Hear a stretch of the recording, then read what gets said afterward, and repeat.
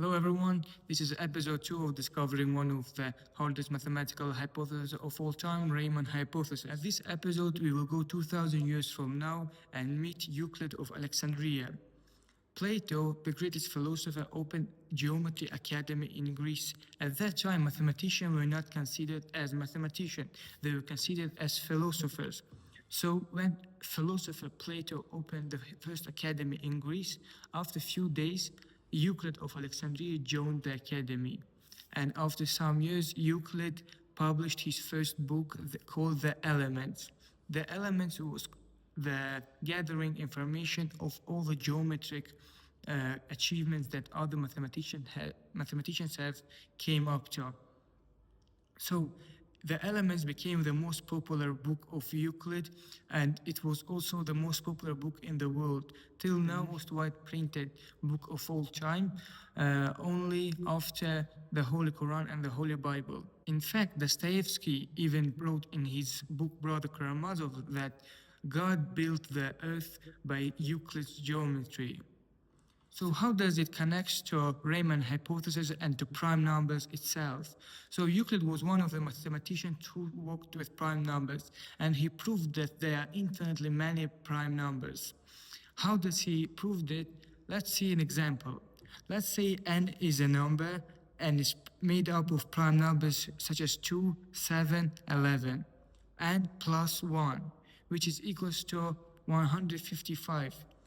This is a composite number. However, it has a prime factors of 5 and 31, which did not appear in the original prime numbers that it was built of. This means that there are infinitely many prime numbers. Euclid's proof about infinitely prime numbers was fundamental work for the greatest mathematician, Friedrich Gauss. Gauss worked obsessively with prime numbers, and he went to find any pattern that he can find. He reached till 3 million. That 3 million prime numbers that he discovered, he plotted that on a graph, which gave him very smooth curve.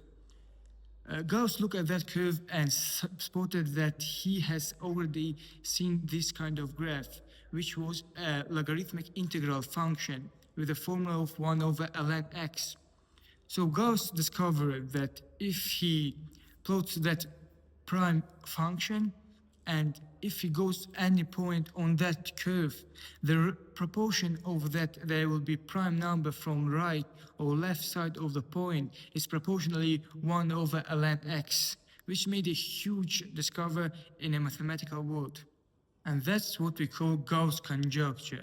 Gauss conjecture was also a fundamental work for his student, in fact, called Bernard Riemann. Bernard Riemann's hypothesis was essentially built on Gauss's discovery. But to understand Riemann hypothesis, in next episode we will go 200 years from now and meet another mathematician called Euler, who made also significant discoveries in prime numbers and also other spheres of mathematics. We will also see composite function, and we will clearly see the Riemann hypothesis itself in next episode. Stay tuned for the next episode.